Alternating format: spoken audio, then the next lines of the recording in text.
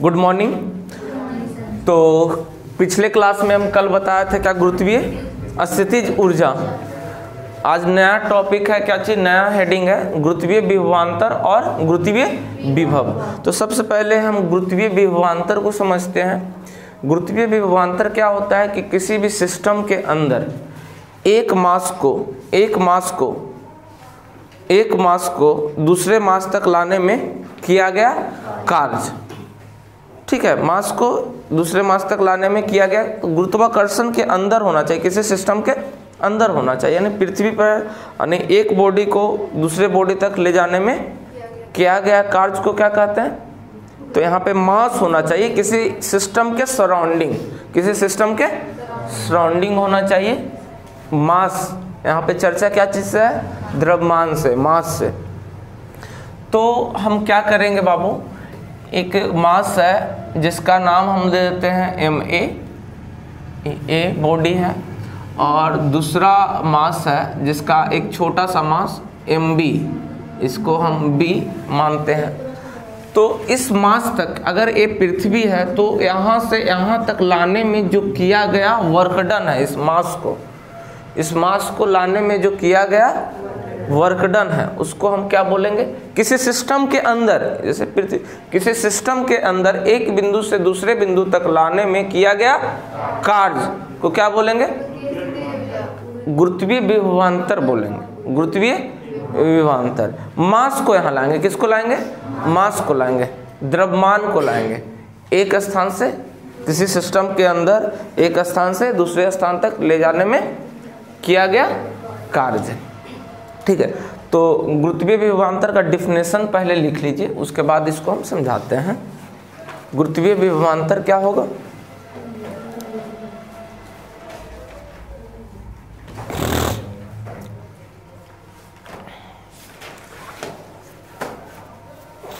लिखेंगे गुरुत्वीय क्षेत्र के अंदर गुरुत्वीय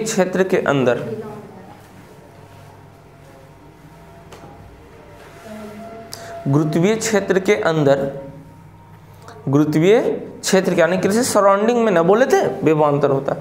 गुरुत्वीय क्षेत्र के अंदर दो बिंदुओं के मध्य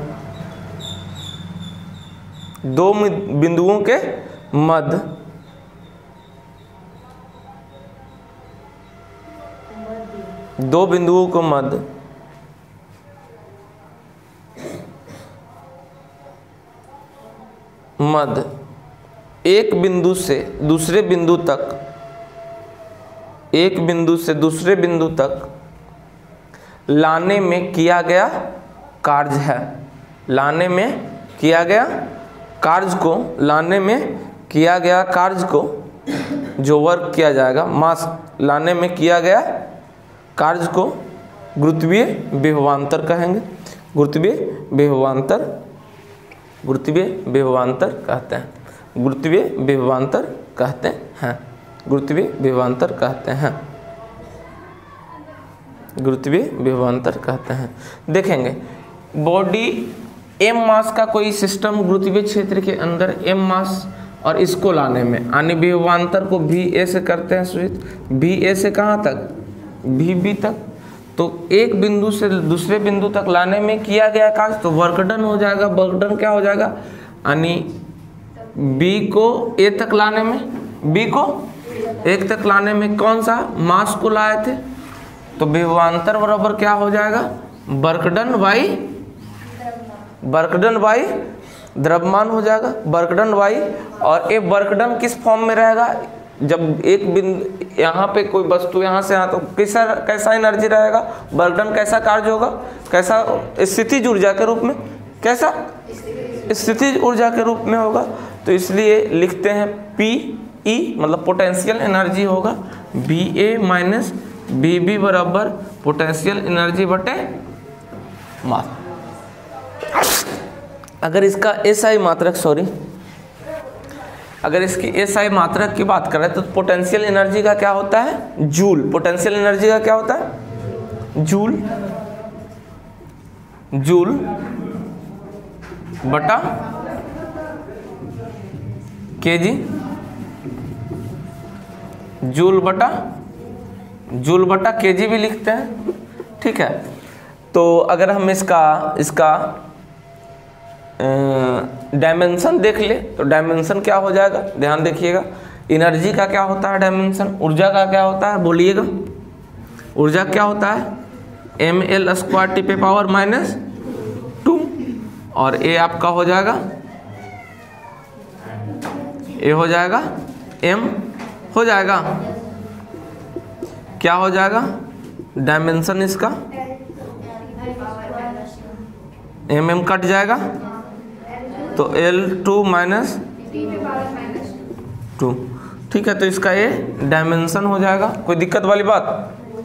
इसको लिखेंगे, अब जानेंगे गुरुत्वीय विभव किसको कहते हैं। पहले इसको, हाँ एक गुरुत्वीय विभवांतर, विभव भी वही होगा। चलिए इसको लिखेंगे। चलिए अब हम देखेंगे गुरुत्वीय विभव। तो गुरुत्वीय विभव क्या होगा देखेंगे ध्यान से। विभव में अंतर को ही विभवांतर कहते हैं, यानी उसका पोटेंशियल की बात करते हैं, ठीक है। उसका पोटेंशियल संचित जो ऊर्जा होगा उसको बात करते हैं। अब देखेंगे अगर ये किसी गुरुत्वीय क्षेत्र के अंदर है तो ये मास जो है इसके तरफ खुद आ जाएगा। हाँ, अगर इसके बीच की दूरी हम r ले लिए तो ये मास खुद आ जाएगा। लेकिन कोई मास इन्फिनिटी पे हो, कोई मास अनंत पे हो। जब विभवांतर एक मास का अनंत ले ले, इन्फिनिटी, अब इसी मास को एकदम अनंत पे ले चल जाते हैं। कहाँ, एक यूनिट मास को, टेस्ट मास उसको परीक्षण द्रव्यमान को लेते हैं, यूनिट मास जिसको बोलते हैं एकांक द्रव्यमान को लेते हैं। अब इसी एकांक, ये बड़ा सा मास है और इसको हम अनंत तक ले आते हैं, परीक्षण मास, ठीक है, m0, ठीक है। और यहाँ से यहाँ तक की अगर ये दूरी x है तो मेरा ये अनंत तक यूनिट मास है, इसलिए इसका पोटेंशियल क्या होगा, पोटेंशियल ये इन्फिनिटी तक ले आया है तो इसका मास पोटेंशियल क्या होगा, इसको v अगर मान लिए तो इसका पोटेंशियल v का क्या हो जाएगा, 0 हो जाएगा, अनंत तक है। तो क्या बोले अभी विभवांतर में कि किसी गुरुत्वीय क्षेत्र के अंदर एक बिंदु से m द्रव्यमान को, एकांक द्रव्यमान लेंगे, हमेशा यूनिट एकांक द्रव्यमान को एक बिंदु से दूसरे बिंदु तक ले आने में किया गया कार्य। तो गुरुत्वाकर्षण के अंदर था वो, अभी गुरुत्वाकर्षण से बाहर इन्फिनिटी हम कहीं ले लिए तो ये तो अपने से आएगा नहीं, ये तो अपने, तो एक छोटा सा डिस्प्लेसमेंट हम कर देते हैं। कल जैसे हम स्थितिज ऊर्जा में देखे, एक छोटा सा मोशन से फोर्स से क्या करते हैं, डिस्प्लेसमेंट दे देते हैं, छोटा सा डिस्प्लेसमेंट dx, और इधर बल लगा दिए F। तो अगर हम बात करेंगे, पहले ये बल इसके तरफ लगा है, अब इसके बीच का अगर बल क्या होगा, फोर्स इक्वल टू हम कल पढ़ रखे थे F equal to G m1 m2 बटा r², ये पढ़ रखे थे ना। गुरुत्वीय क्षेत्र में लाना है तो गुरुत्वीय यूनिवर्सल वर्क, तो a force equal to G m1 m2 बटा r²। तो इसका अगर हम वर्क डन की बात करेंगे, m0 बॉन्डिंग एकांक द्रव्यमान को गुरुत्वीय क्षेत्र के अंदर अगर लाना है तो यहाँ से यहाँ तक लाने में किया गया कार्य, यानी क्या होगा, प्रति एकांक द्रव्यमान में जो संचित ऊर्जा है इन्फिनिटी से गुरुत्वीय क्षेत्र के अंदर लाने में किया गया कार्य को गुरुत्वीय विभव कह देंगे। क्यों गुरुत्वीय विभव कह देंगे। अब बाबू देखो तो m0 मास को m तक लाने में, यानी यहाँ तक लाने में किया गया कार्य वर्कडन क्या हो जाएगा, तो वर्कडन क्या हो जाएगा, फोर्स गुने डिस्प्लेसमेंट। तो हम छोटा फोर्स गुने डिस्प्लेसमेंट वर्क ना होता है, वर्कडन होता है। तो पहले एक स्मॉल सा डिस्प्लेसमेंट के लिए करेंगे, फिर इंटीग्रेशन कर देंगे तो पूरा यहाँ से यहाँ तक कर देंगे, r दूरी तक, तो हो जाएगा मेरा, हो जाएगा कि नहीं, हो जाएगा ना। तो डिस्प्लेसमेंट, एक स्मॉल सा डिस्प्लेसमेंट वर्कडन क्या हो जाएगा, स्मॉल सा वर्कडन फोर्स बटे स्मॉल सा विस्थापन, फोर्स गुने स्मॉल सा विस्थापन हो जाएगा, कोई दिक्कत। और ये फोर्स कितना लगा है, तो फोर्स कितना हो जाएगा, कितना हो जाएगा बाबू, एफ ए वाला जी m1 m2 बटा R square into D X. R square यहाँ पे क्या होगा, x तक ने लाए थे, x दूरी ना है, x दूरी ना है तो x के स्क्वायर, कोई दिक्कत। अब बात करेंगे स्मॉल, छोटा सा विस्थापन दिए अल्प विस्थापन करने पर, यहाँ क्या लिखेंगे, m0 मास को अल्प विस्थापन करने में किया गया कार्य। m0 द्रव्यमान को अल्प विस्थापित करने में किया गया कार्य है। dw क्या है, अल्प विस्थापन करने में किया गया कार्य है। तो अब हमको यहाँ से r तक लाना है, यहाँ से कहाँ तक, m1 मास तक नहीं लाना है, यहाँ से यहाँ तक लाने में तो क्या करेंगे हम, इतनी सुख अब पूरा करना है तो इंटीग्रेशन कर देते हैं, पूरा का करना है तो क्या करेंगे, इंटीग्रेशन कर देंगे। कहाँ से कहाँ तक, कहाँ से कहाँ तक, इन्फिनिटी से कहाँ तक, r तक। तो इसमें इंटीग्रेशन कर देते हैं, कहाँ से कहाँ तक, इंटीग्रेशन कहाँ से, इन्फिनिटी से कहाँ तक, r तक। क्या हो जाएगा बाबू, जी ए वाला एफ m1 m2 बटा एक्स स्क्वायर इंटू ये हो जाएगा। ये पूरा वर्क डन निकाल गया, पूरा वर्क डन, पूरा कार्य, पूरा यानी गुरुत्वीय क्षेत्र के अंदर लाना है हमको, गुरुत्वीय क्षेत्र के अंदर लाना है बाबू। तो पूरा कार्य क्या हो गया, वर्क डन ये आपका हो गया। ये देखेंगे ये सब कांस्टेंट है, कांस्टेंट है, कांस्टेंट को निकाल दें, जी m1 m2 और ये आपका हो गया इन्फिनिटी, ये हो गया r 1 बटा एक्स स्क्वायर इंटू, कल ये चीज़ हम कर चुके हैं। तो वर्क डन बराबर क्या होगा, जी m1 m2 और क्या हो जाएगा बाबू, ये आपका हो जाएगा x के माइनस स्क्वायर, ये इन्फिनिटी से r into D x. Integration में हम आपको पढ़ा रखे हैं, इंटीग्रेशन ऑफ x के पावर n रहता है तो x n प्लस 1 बटा n प्लस, कोई दिक्कत वाली बात। तो ये क्या हो जाएगा बउआ,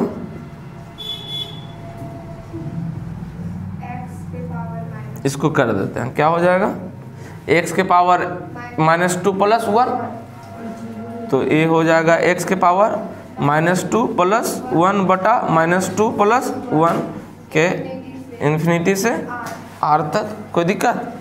अब यहाँ आगे देखेंगे तो वर्क डन बराबर क्या होगा, जी m1 m2 और ये हो जाएगा x के पावर -1 और बटा -1 इंटू r तक, ये माइनस को बाहर कर दे तो वर्क डन बराबर माइनस का जी m1 m2 और इसको 1 बाई -x को 1 बटा x लिख सकते हैं, 1 बटा x और ये आपका होगा इन्फिनिटी से r तक। अब लिमिट पुट कर देंगे, upper limit minus lower limit हो जाएगा। तो वर्क डन बराबर क्या होगा, माइनस का जी m1 m2 लिमिट पुट कर दो, क्या हो गया बाबू, अपर लिमिट x के जगह पे upper limit minus lower limit x के जगह पे लोअर लिमिट इन्फिनिटी 1 बटे इन्फिनिटी मेरा क्या हो जाता है, 0 ही हो जाता है। ये टर्म 0 हो जाएगा तो क्या होगा,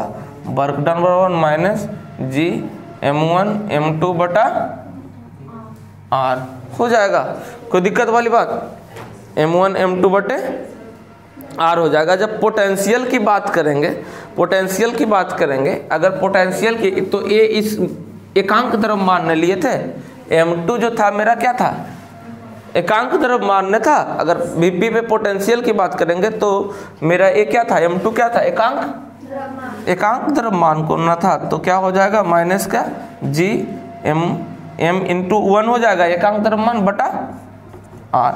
तो यहाँ पे पोटेंशियल क्या हो जाएगा, पोटेंशियल विभव क्या हो जाएगा बउआ, माइनस के जी m बटा r। m क्या था, बड़ा समास था और ये क्या था, एक छोटू समास था, एकांक द्रव्यमान का था, ठीक है। तो ये आपका फॉर्मूला बन जाएगा विभव का, क्या हो जाएगा, विभव का क्या बोले एकांक द्रव्यमान को अनंत एकांक द्रव्यमान को अनंत से अनंत से m द्रव्यमान तक लाने में किया गया कार्य को क्या बोलेंगे?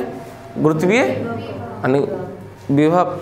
विभव के अंदर गुरुत्वीय क्षेत्र के अंदर लाने में किया गया कार्य को क्या बोलेंगे? गुरुत्वीय विभव।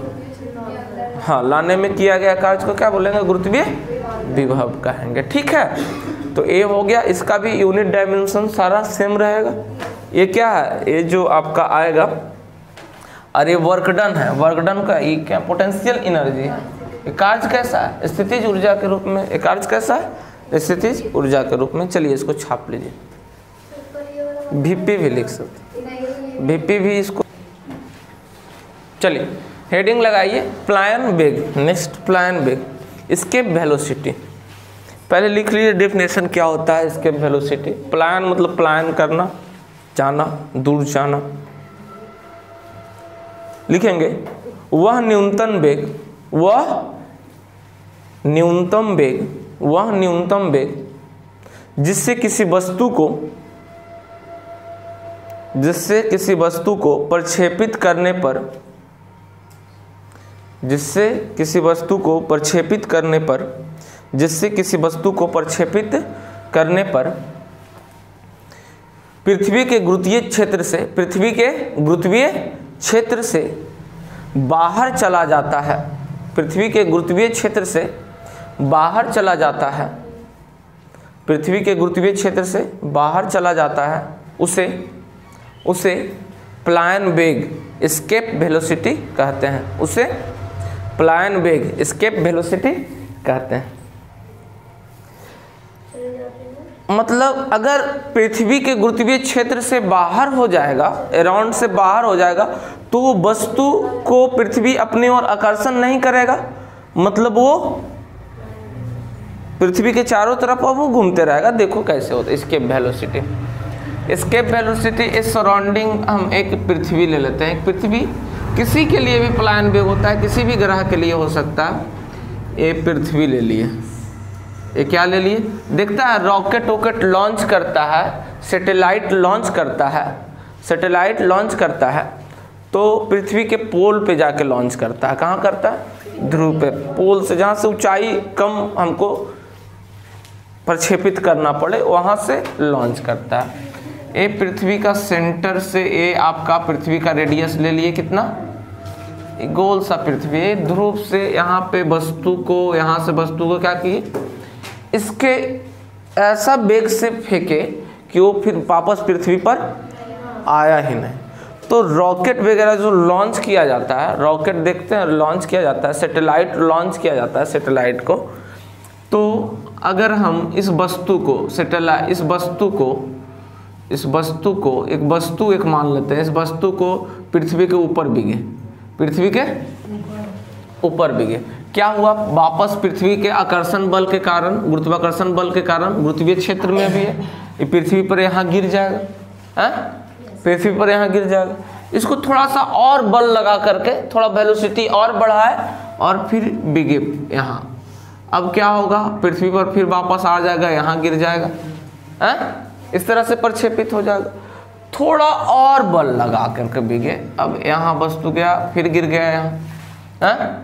अब इसको थोड़ा वेलोसिटी को और बढ़ा दिए, वस्तु को यहाँ ले आए। अब यहाँ से अगर प्रक्षेपित, इस वेलोसिटी, यहाँ वेलोसिटी को बढ़ा दिए, इस गुरुत्वाकर्षण बल को हम पार कर गए, तब इस वेग में कहीं यहाँ गिर जाएगा वस्तु।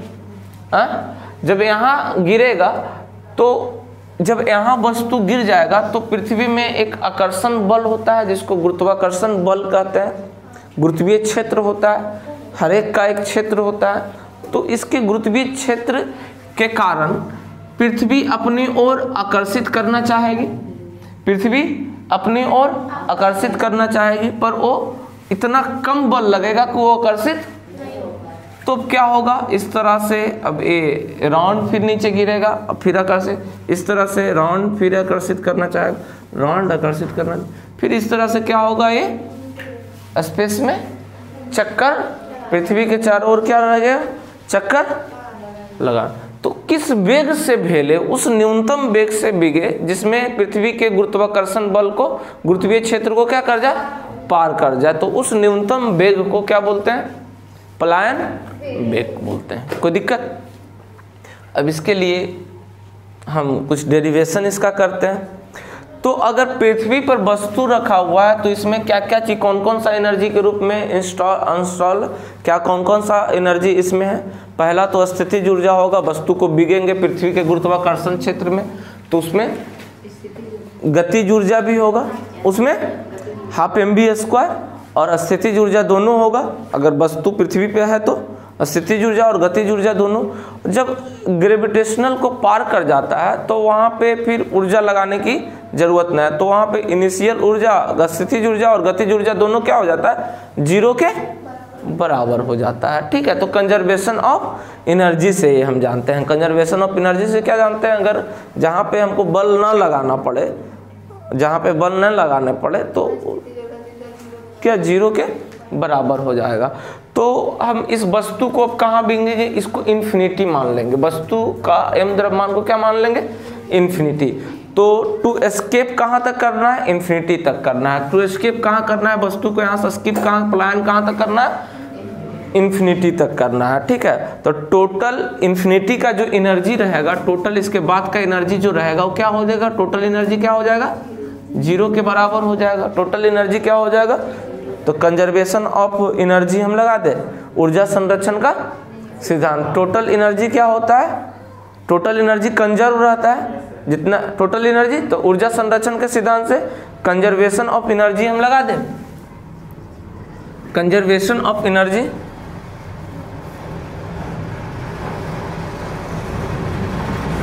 Conservation of energy conservation of energy से हम क्या जानेंगे? पोटेंशियल एनर्जी और प्लस अगर पृथ्वी के गुरुत्वाकर्षण क्षेत्र के अंदर है तो उसमें क्या क्या चाहिए? और initial kinetic energy, initial potential energy भी इस पे अगर रखा हुआ है बस तो पोटेंशियल इसको